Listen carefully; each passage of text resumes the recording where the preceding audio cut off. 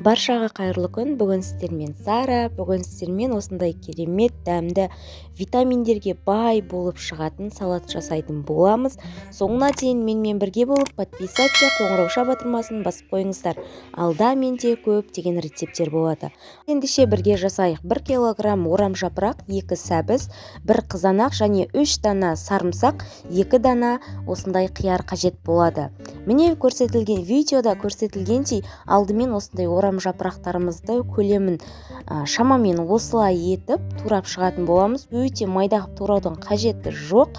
Себебі қазір міне видеода көрсетілгендей бір ас шай қасықпен тұз салып араластырған кезде өзі кішкене көлемін жоғалтады.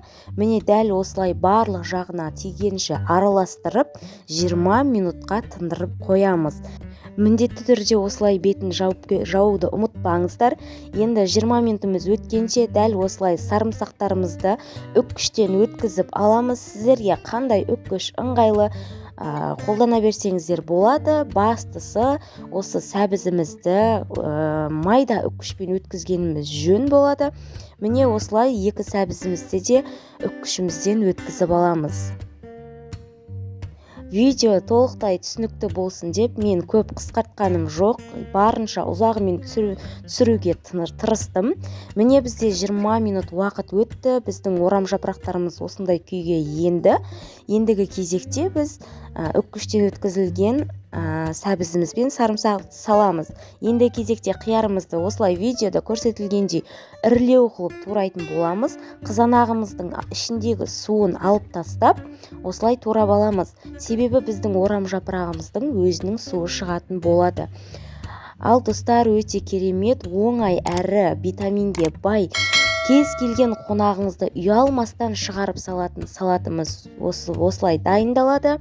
Менімен жасаңыздар. Қазақша каналымның дамуына өз үлестеріңізді қосып, подписация батырмасын басып, қоңыраушаны қосып қоюды ұмытпаңыздар. Міне дәл осылай барлығын турап болғаннан соң, өздеріңізге ұнаған дәмдеуіш немесе кез келген тұздықтарды салуларыңызға болады. Мен осылай қызыл бұрыш және қара бұрышты салып, біркелкі болғанша араластырып алдым. Видеода көрсетілгендей барлық жеріне түйіп шамамен 10 минуттай араластыратын боламыз. Және де 10 минут араластырып болғаннан соң міндетті түрде жарты сағатқа тұздықтары бір-біріне сіңу үшін қалдыратын боламыз. Міне біздің өте керемет әрі жасалу жолы өте оңай салатымыз дайын.